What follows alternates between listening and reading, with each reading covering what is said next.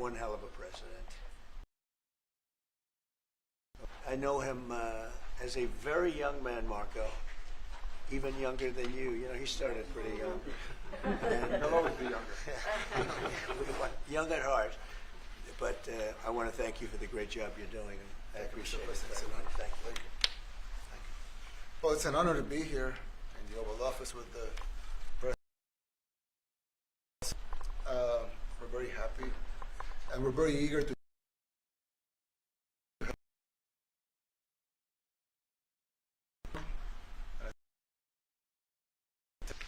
And we're a small country, but if we can help, we will do it. And we actually turned. That was the journalists call it, right? Murder capital of the world into the safest country in the Western Hemisphere. You know, if they saw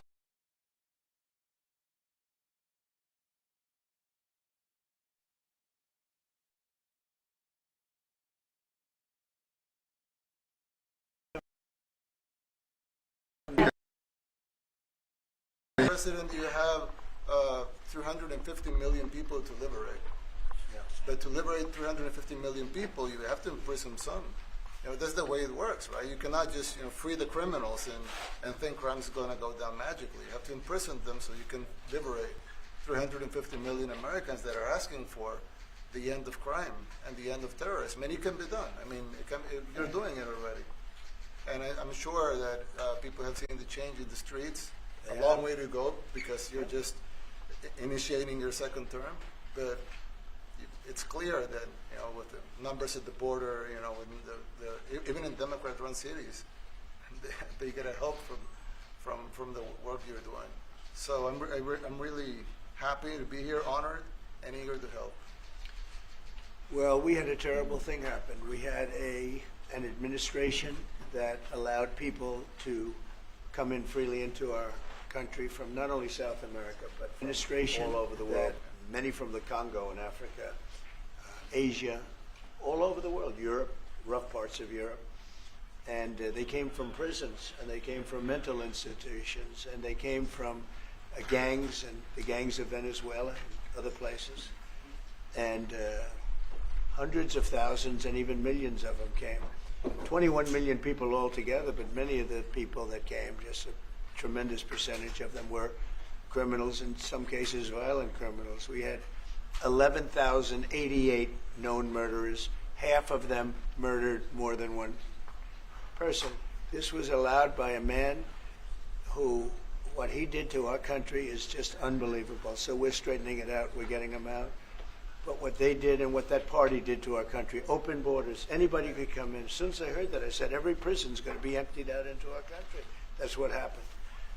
And we're straightening it out. And we just had numbers. We had the highest recruiting numbers in the history of our country going into police departments.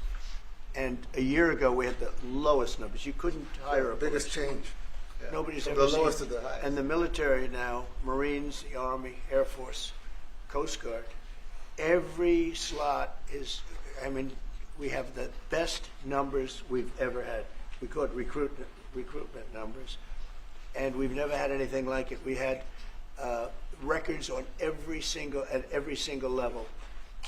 But very important, the policemen. The policemen are joining forces now that we really were having a hard time with policemen because we weren't protecting our police. Yeah. And we cherish our police. The police are great, and the firemen and everybody else. But we have the highest numbers that we've ever had, the most enthusiasm. Great enthusiasm. And on trade and other things, we're doing great. We're taking in billions and billions of dollars. We made, 2 weeks ago, I gave them a little bit of a pause because, you have to show a little flexibility. But we go back to what we have to do. The markets have been very strong once they got used to it. But we were losing $2 billion a day. There's no company big like this. This is the biggest deal ever made. Now we're making $3 billion a day. We're a great country, but we had stupid people running this country, and I can say it. But what they've done to us at the border should never and can never be forgotten. It's a sin, what they did, and you are helping us out, and we appreciate it. Thanks. Thank you. Actually, what you're doing with with the border is remarkable. He has dropped, what, 95%? It's incredible. That, as of this morning, 99%, 99.1% to be exact. Why are those numbers not in the media? Well, they get out with the fake news, you know, like CNN over here doesn't want to put them out because they don't like putting out good numbers. They only like putting out because I think they hate our country, actually. But it's a shame. You're right. Isn't that a great question? Why doesn't the media? Why don't they put out numbers? Yeah, 99%. I mean, it's crazy, right? We're doing It's great. a crazy turnaround. Christy, could you maybe say a couple of words about the border? How we're doing? Yeah, it's just been absolutely phenomenal what a great leader can do. Clear direction. Our laws matter. We should only have people in our country that love us, and the Border Patrol and our ICE officers and law enforcement officers have done fantastic work. So we're proud of them. Now we just need to get the criminals and murderers and rapists and dangerous gang members and terrorist organizations out of our country. So, Mr. President Bukele, we thank you very much for your partnership. It has been wonderful for us to be able to have somewhere to send the worst of the worst and someone to partner with. And we'd like to continue that partnership because it's been a powerful message of consequences. Mr. President, you wanted people to know that there was consequences if you break our laws and harm our people and endanger families. And this is a clear consequence for the worst of the worst that we have somewhere to put them. Thank you very much. Yeah, we even had this gang member from Venezuela, one of the ones you sent, and we interviewed him just to get some information, etc., from them. And he said, "Oh, well, I got arrested 6 times, but they released me the 6th time, so I should be released again." And then he said, "Well, but what's the last thing you do?" And he said, "Well, I shot a cop in the leg, but I didn't kill him. I just shot him in the leg."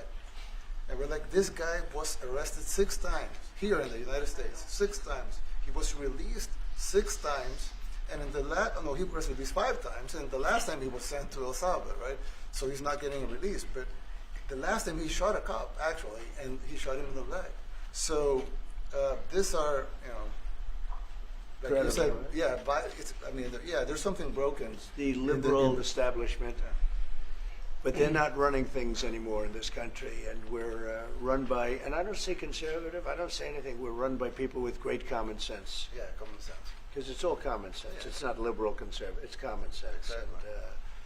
And, do you allow men to play in women's sports? Do you allow men to box your women and box? Because I know you have a lot of boxing in your That's country. violence. That's abuse of a violence woman. against women. It's abuse of a woman. Totally. But we have people that fight to the death because they think men should be able to play in women's sports. And some of those sports, it wouldn't matter much, but it still matters. But some of them are very dangerous for women. Some years ago, I would say a decade ago or so, women rights movements were pressuring so that we enacted specific laws to avoid men abusing women. And I think those laws were great because there were a lot of men abusing women. But now some of the same people are trying to backtrack on that and actually trying to make new laws allowing men to abuse women in sports. So actually that doesn't make sense. In sports. It doesn't make sense. It's crazy. They have weightlifting records, right? Yeah. A woman gets up, lifts weights, she's incredible. A guy gets up and beats her by 100 pounds. What are you going to do? A record that hadn't been broken in 18 years. They put on an ounce, quarter of an ounce, eighth of an ounce for 18 years. Now they have a guy come up, ping. The whole thing is crazy. But they continue to fight.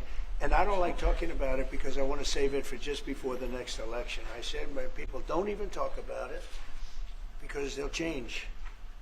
And but I watched this morning, there was a congressman fighting to the death for men to play against women in sports.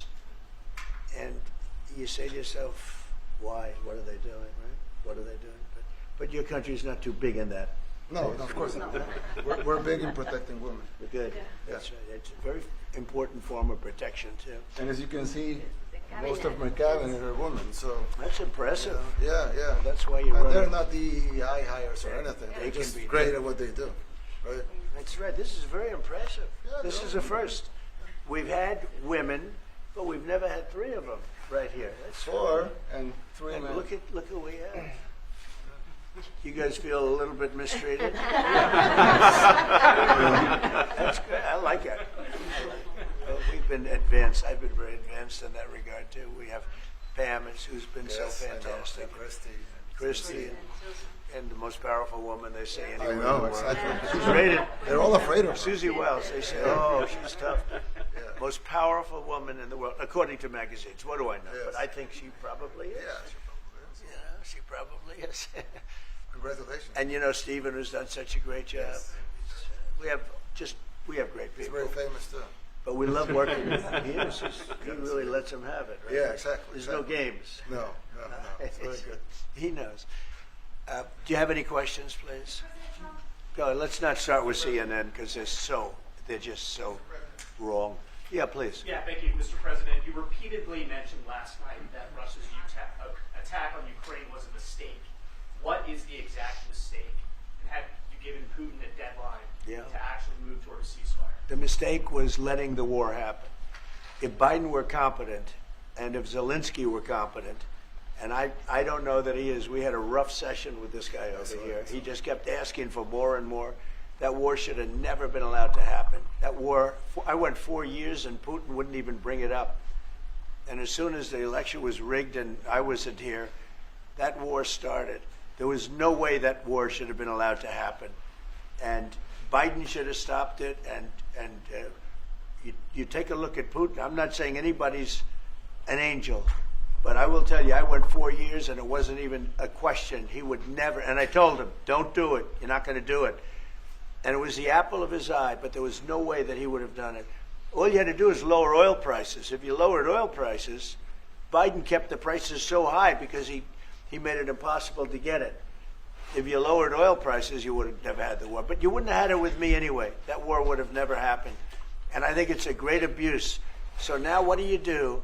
You get a country where 25% of its land is gone, and the best locations, where millions of people are killed. You know, you haven't reported accurately the death. And this was Biden's war, and I'm trying to stop it. And I think we're going to do a good job. I hope we're going to do. They lose 2,500 young people a week, think on average. Now, they're Russians and they're Ukrainians, but it's 2,000.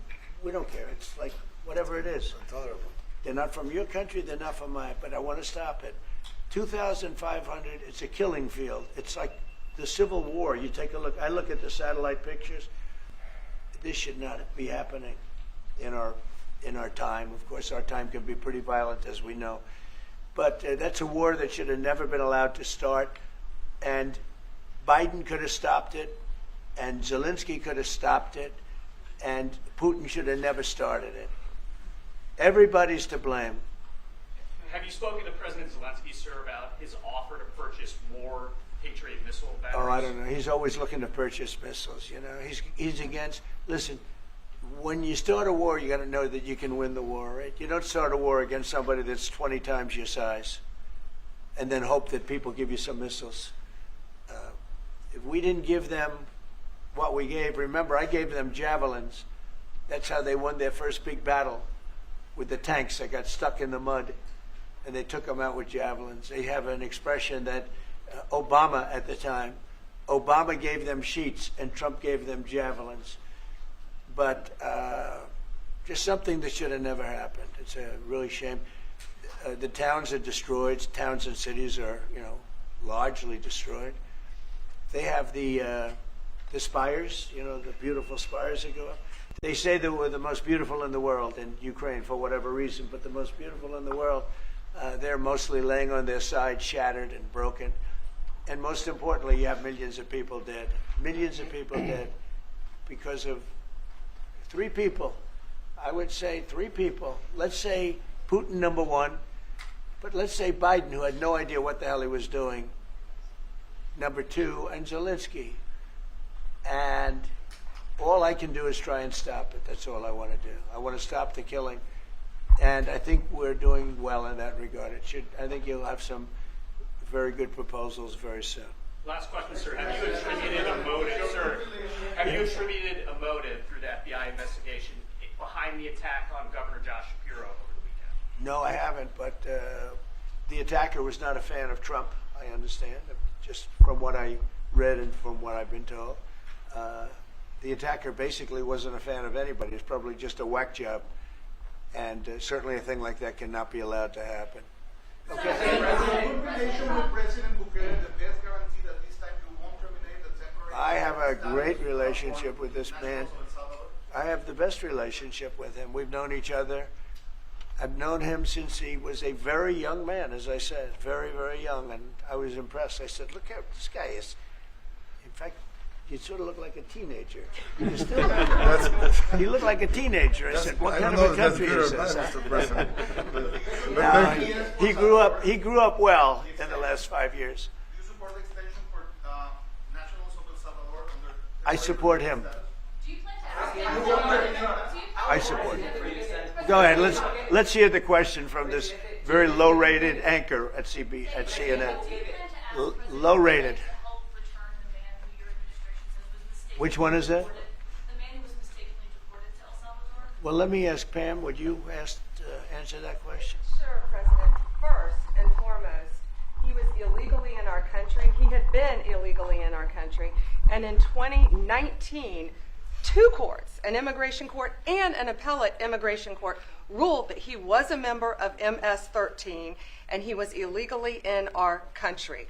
Right now, it was additional paperwork had needed to be done. That's up to El Salvador if they want to return him. That's not up to us. The Supreme Court ruled, President, that if, as El Salvador wants to return him, this is international matters, foreign affairs, if they wanted to return him, we would facilitate it, meaning provide a plane. So will you return him? And you are doing a great job. Thank you, Pam. Stephen Miller, wait a minute. Could you just also respond to that question? Because, you know, it's asked by CNN, and they always ask it with a slant because they're totally slanted because they don't know what's happening. That's why nobody's watching them. But would you answer that question also, please? Yes, gladly. So, as Pam mentioned, there's an illegal alien from El Salvador. So, with respect to you, he's a citizen of El Salvador. So, it's very arrogant even for American media to suggest that we would even tell El Salvador how to handle their own citizens as a starting point. As two immigration courts found that he was a member of MS-13. When President Trump declared MS-13 to be a foreign terrorist organization, that meant that he was no longer eligible under federal law, which I'm sure you know, you're very familiar with the INA, that he was no longer eligible for any form of immigration relief in the United States. So he had a deportation order that was valid, which meant that under our law, he's not even allowed to be present in the United States and had to be returned because of the foreign terrorist designation. This issue was then, by a district court judge, completely inverted, and a district court judge tried to tell the administration that they had to kidnap a citizen of El Salvador and fly him back here. That issue was raised to the Supreme Court, and the Supreme Court said the district court order was unlawful, and its main components were reversed 9-0 unanimously, stating clearly that neither Secretary of State nor the President could be compelled by anybody to forcibly retrieve a citizen of El Salvador from El Salvador, who again is a member of MS-13, which, as I'm sure you understand, rapes little girls, murders women, murders children, is engaged in the most barbaric activities in the world, and I can promise you, if he was your neighbor, you would move right away. So you don't plan But to the ask Supreme for Court is him asking to. And what was the ruling in the Supreme Court, Steve? Was it 9-0? Yes, it was a 9-0 In our favor. in our favor against the district court ruling, saying that no district court has the power to compel the foreign policy function of the United States. As Pam said, the ruling solely stated that if this individual, at El Salvador's sole discretion, was sent back to our country, that we could deport him a second time. Well, No version of this legally ends up with him ever living here because he is a citizen of El Salvador. That is the president of El Salvador. Your questions about it for the court can only be directed to him. I asked. ¿Se lo liberaría, Presidente Bukele? Can President Bukele weigh in on this? Do you plan to return him? Well, I'm supposed to be not suggesting that I'll smuggle a terrorist into the United States, right? It's I mean, always how can I smuggle? How can I return him to the United States? Like I smuggle him into the United States, or what do I do? Of course, I'm not going to do it. It's like, I mean, the question is preposterous. How can I smuggle a terrorist into the United States? I don't have the power to return him to the United States. You could releasing inside El Salvador. Yeah, but I'm not releasing. I mean, we're not very fond of releasing terrorists into our country. I mean, we just turned the murder capital of the world into the safest country of the Western Hemisphere, and you want us to go back into the releasing criminals so we can go back to being the murder capital of the world? No, that's not going to happen. Well, they'd love to have a criminal, Yeah, released into our I mean, there's So, a fascination. They would love it. Yeah. They're sick. These are sick people. Marco, do you have something to say about it? Yeah, I mean, Stephen outlined it. I don't understand what the confusion is. This individual is a citizen of El Salvador. He was illegally in the United States and was returned to his country. That's where you deport people, back to their country of origin. Except for Venezuela, that wasn't refusing to take people back, or places like that. I can tell you this, Mr. President. No, the foreign policy of the United States is conducted by the President of the United States, not by a court. And no court in the United States has a right to conduct the foreign policy of the United States. It's that simple. End of story. And that's what the Supreme Court held, by the way, to Marco's point. The Supreme Court said exactly what Marco said, that no court has the authority to compel the foreign policy function of the United States. We won a case 9-0, and people like CNN are portraying it as a loss, as usual, because they want foreign terrorists in the country who kidnap women and children. But President Trump, his policy is foreign terrorists that are here illegally get expelled from the country, which, by the way, is a 90-10 issue. Well, Mr. President, you said that if the Supreme Court said someone needed to be returned, that you would abide by that. You said that on your correspondence just a few days ago. How long do we have to answer this question from you? Why don't you just say, isn't it wonderful that we're keeping criminals out of our country? Why can't you just say that? Why do you go over and over, and that's why nobody watches you anymore? You have no credibility. Please, go ahead. President Trump, thank you very much.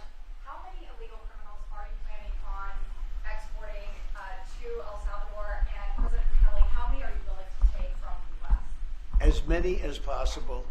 And I just asked the president, it's this massive complex that he built, jail complex. I said, can you build some more of them, please? As many as we can get out of our country that were allowed in here by incompetent Joe Biden through open borders. Open borders. You probably hear open borders and you can't even understand it because nobody can understand. Nobody smart or with common sense can understand it. So we have millions of people that should not be in this country that are dangerous. Not just people, because we have people, but we have millions of people that are murderers, drug dealers. They've been allowed to come into our country by other countries that were very smart. When they heard that this very low IQ president, and by the way, I took my cognitive exam as part of my physical exam, and I got the highest mark, and one of the doctors said, sir, I've never seen anybody get that kind of, that was the highest mark. I hope you're happy with that, although they haven't been bugging me too much to take a cognitive, but I did do my physical and it was released. I hope you're all happy with it. I notice there's no question, so probably you are. But the cognitive, they said to me, sir, would you like to take a cognitive test? I said, did Biden take one? No. Did anybody take one? No, not too many people took them. I said, what about Obama? Did he take one? No, he didn't take one either. I said, let me be the only one to take one. But I've actually taken them 3 times already. I like taking them because they're not too tough for me. I know you're going to ask that. And the doctors who are total professionals, Walter Reed Medical Center, they're great people. And I visited a soldier that was badly wounded, incredible soldier, lost his leg. And I spent a lot of time with him. I mean, great with his mother. And it was really a very great thing. They do a phenomenal job. I just want to say, Walter Reed, I was there for, 5-6 hours. You were there with me. But I took a full physical, and it came out perfecto, so that's good. That means you've got me for a little longer. Would the U.S. be willing to pay for those facilities to be open if you were going to do so? I'd do something. We'd help them out, yeah. We help them out. They're great facilities, very strong facilities, and they don't play games. I'd like to go a step further. I mean, I said it to Pam. I don't know what the laws are. We always have to obey the laws, but we also have homegrown criminals that push people into subways, that hit elderly ladies on the back of the head with a baseball bat when they're not looking, that are absolute monsters. I'd like to include them in the group of people to get them out of the country, but you'll have to be looking at the laws on that, Steve, okay? President, essential is it for you guys to be locking up these prisoners? And do you think more presidents should follow suit like you guys as far as taking a hard stance on crime? Well, I do. I think everybody has to. I mean, The president said it better than anybody. He said, you know, you have liberty and you have to have liberty, but to have liberty, not everybody is going to be good. And, you know, some are bad because they're sick. They're mentally deranged. They're bad. And you have to take them. If you're going to have a country, you're going to have to take those people out. And we've been doing that. But this was like an unforced error, they would call it, where we had people that may hate our country, or maybe they're just stupid people. I think they're probably stupid people more so. A lot of people said they did it for the vote, but I did better with Hispanic people than they did, because I always use Hispanic. I did better. Your people love me. I saw my poll numbers in your country. I'm through the roof, right? 91%. No, some people think they do it for the vote. But they don't have to do it for the vote. They cheat. You know, they're professional cheaters. That's about the only thing they do well.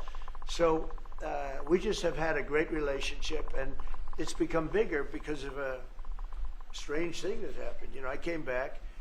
We had no war in Ukraine. We had no war we had no October 7th Middle East problem. We had nothing. We had no inflation. We didn't have the Afghanistan, most embarrassing moment in the history of our country, the Afghanistan, not withdrawing, because I would have been out, you know, I had it all set to bring people out with dignity and pride.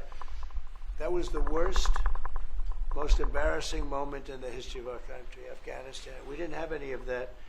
You wouldn't have had the war with Russia, Ukraine. You wouldn't have had the Middle East problem because Iran was broke. They had no money because we had secondary sanctions on and lots of other sanctions.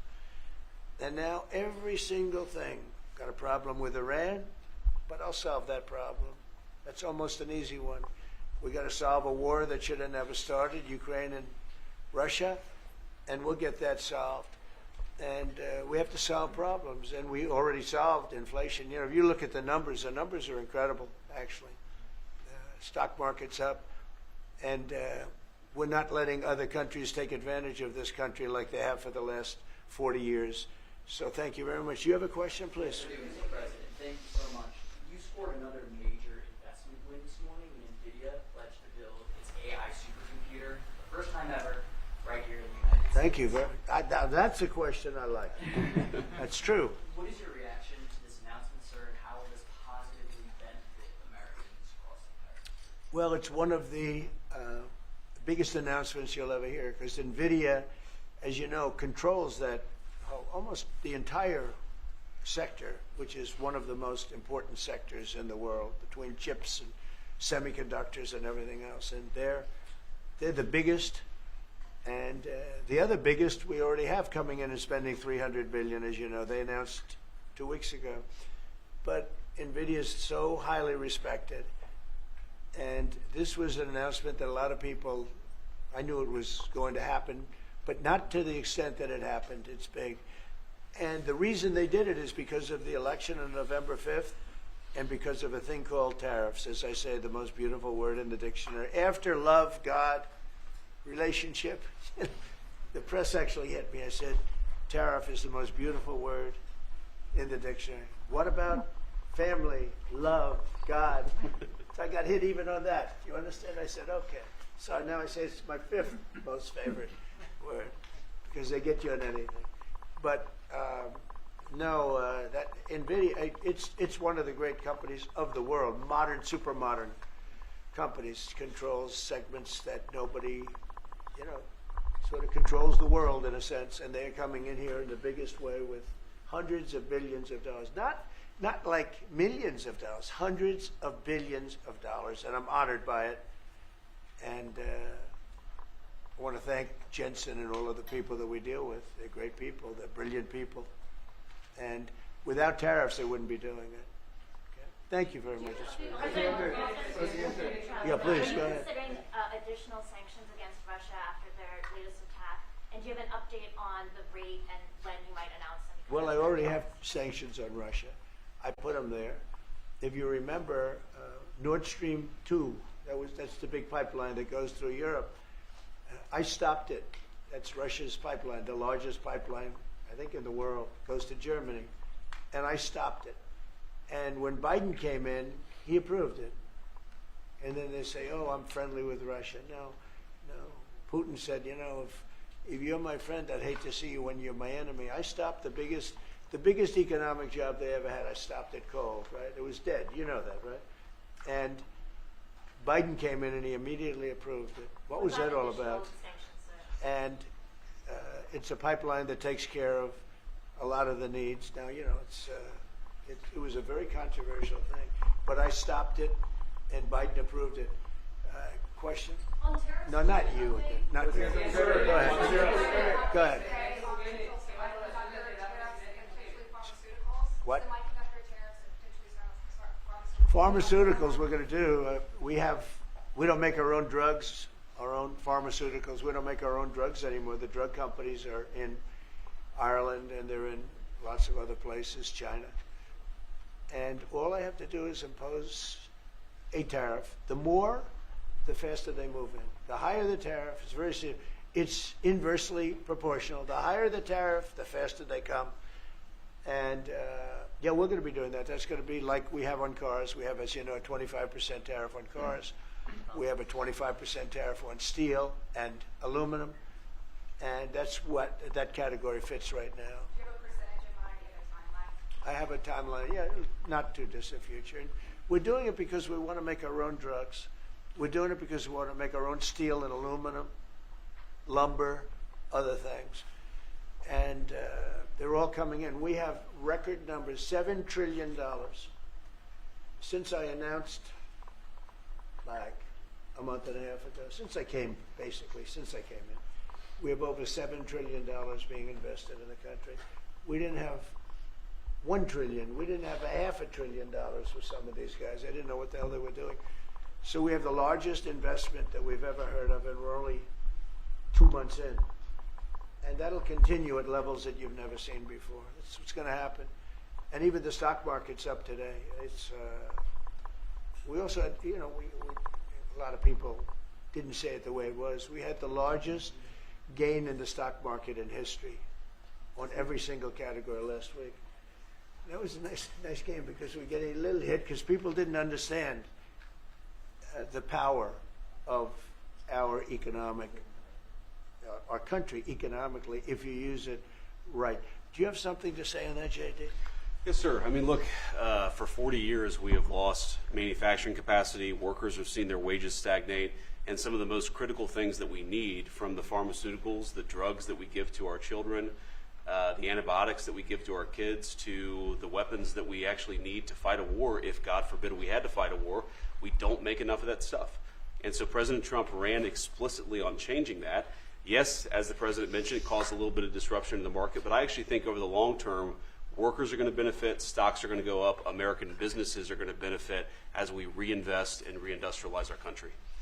And the auto workers and the Teamsters and all of the unions, you know, not traditionally Republican, but I'm winning those unions by, we're up 40, 50 points on the Democrats. They're losing everything. They're losing everything because they just have policies that are not believable. They fight for policies that are 5% popular, and nobody knows who the 5% are. I mean, nobody can find the 5%.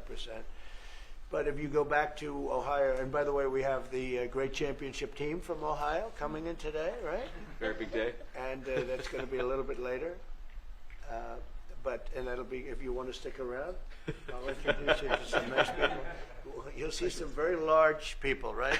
You'll see some people that even you have not seen, people like this. These are 6'7", 380 pounds with no fat. Okay, that's pretty good, right? But the team, the national championship team, is being honored today at the White House, so that'll be exciting. Be around. You want to stay around? I'll have you up there. You can tell them all about your prison, how you have to behave when you go to that prison. Okay. Who else is there? Yeah, please. Go ahead, please, behind you. You said yesterday that you're making a decision on Iran very quickly. Yeah. What do you mean by that? Well, they have to solve their problem very quickly. Iran wants to deal with us, but they don't know how. They really don't know how. We had a meeting with them on Saturday. We have another meeting scheduled next Saturday. I said, that's a long time. You know, that's a long time. So I think they might be tapping us along. But Iran has to get rid of the concept of a nuclear weapon. They cannot have a nuclear weapon. He can't have a nuclear weapon. Nobody can have. We can't have anybody having nuclear weapons. You know, we can't have nuclear weapons. And I think they're tapping us along because we're so used to dealing with stupid people in this country. And I had Iran perfect. You had no attacks. You would have never had October 7th in Israel, the attack by Hamas, because Iran was broke. They were stone cold broke when I was president. And I don't want to do it. I want them to be a rich, great nation. The only thing is, one thing, simple. It's really simple. They can't have a nuclear weapon. And they got to go fast because they're fairly close to having one. And they're not going to have one. And if we have to do something very harsh, we'll do it. And I'm not doing it for us. I'm doing it for the world. And these are radicalized people, and they cannot have a nuclear weapon. Does that include a potential strike on Iranian nuclear facilities? Of course it does. Just a follow-up question, a clarification. You mentioned that you're open to deporting individuals that aren't foreign aliens, but criminals to El Salvador. Love it. Does that include potentially U.S. citizens, fully naturalized Americans? If they're criminals and if they hit people with baseball bats over their head that happen to be 90 years old, and if they rape 87-year-old women in Coney Island, Brooklyn, yeah, that includes them. What, do you think there's a special category of person? They're as bad as anybody that comes in. We have bad ones too. And I'm all for it because we can do things with the president for less money and have great security. And we have a huge prison population. We have a huge number of prisons, and then we have the private prisons, and some are operated well, I guess, and some aren't. But he does a great job with that. We have others that we're negotiating with too. But no, if it's a homegrown criminal, I have no problem. Now, we're studying the laws right now. Pam is studying. If we can do that, that's good. And I'm talking about violent people. I'm talking about really bad people.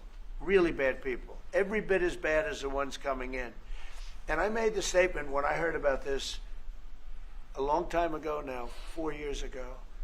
When I heard that this guy was having open borders, I said every single criminal from all over the world is going to be dumped into our country. And that's what happened. The jails of the Congo were emptied out. The jails of Venezuela were emptied out. And you know what happened? Their crime went way down. But now Venezuela has other problems. You know what the problem is? They have no money. Yeah. Because I shut off their oil, and we put secondary tariffs because they're not doing what's right over there. They know what to do. We spoke to them. I spoke to them. They know what to do. But they have no money. Venezuela has no money. But Iran had no money. And Iran behaved so beautifully. And then Biden took all those secondary tariffs and tariffs on. I told China, you can't buy oil. If you buy oil from Iran, China, I told it to President Xi, then we no longer want you to do business with the United States of America. And those ships disappeared from that harbor so quickly. China. Get along great with China. Are the talks with Iran productive? Do you want to continue that? What? The talks with Iran, do you believe those are productive? Do you want to continue that? I think Iran could be a great country as long as it doesn't have nuclear weapons. If they have nuclear weapons, they'll never get a chance to be a great country. They will never get a chance. It won't even come close. Sir Harris. Yeah. Yeah, thank you.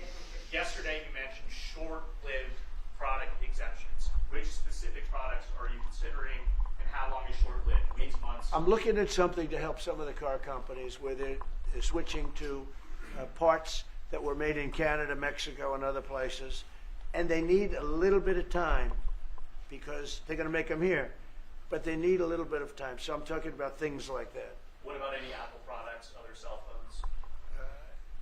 Look, I'm a very flexible person. I don't change my mind, but I'm flexible. And you have to be. You just can't have a wall and you'll only go. No, sometimes you have to go around it, under it, or above it. There'll be maybe things coming up. I speak to Tim Cook. I helped Tim Cook recently, and that whole business. You know, I don't want to hurt anybody. But the end result is we're going to get to the position of greatness for our country. We're the greatest economic power in the world if we're smart. If we're not smart, we're going to hurt our country very badly. We lost with China over the Biden years trillions of dollars on trade, trillions of dollars. And he let them fleece us. And we can't do that anymore. And you know what? I don't blame China at all. I don't blame President Xi. I like him. He likes me. I mean, you know, who knows? Who the hell cares? Do you have any updates on But talks you know with what? China? What? Do you have any updates with talks with China? No, let me just tell you this. I don't blame China. I don't blame Vietnam. I see their meeting today. Is that wonderful? That's a lovely meeting. They're meeting, like trying to figure out how do we screw the United States of America. Don't forget, the European Union was formed to do just that. The European Union was formed to hurt the United States and on trade. And they get us on NATO because they don't pay their bills. But now, since I got involved, they have been paying their bills. I took in over $600 billion for NATO. Nobody took in anything. I mean, they were all delinquent. They had 8 nations out of 28 paid their bills. The rest of them were way delinquent. And I said, if you don't pay your bills, we're not going to protect you anymore. And the money poured in over 600. The Secretary General last week made that statement. He said, I've never seen anything like it. We couldn't get anybody to pay because the United States was footing the bill for NATO. Well, we got hurt there, and we got hurt on trade, likewise, European Union. And they've got to come to the table. And they're trying to. They're trying to. But the European Union has taken terrible advantage. They don't take our food products. They don't take our cars. We have millions of their cars, BMW, Volkswagen, Mercedes-Benz, many others. They come in by the millions. They don't take, there are no Chevrolets in Munich, I can tell you that. I said to Angela Merkel when she was there, as she was letting millions of people infiltrate Germany, which was not so good from, we would call them illegal immigrants, but she made them legal. But I said to her, and I get along with her very well, I said, how many Chevrolets do we have in Munich or Frankfurt? Why, none, Donald, none. I said, you're right. And yet we take in millions and millions of cars. No, those days are over. Okay. Thank you very much, everybody. Thank you, press. Thank you, press.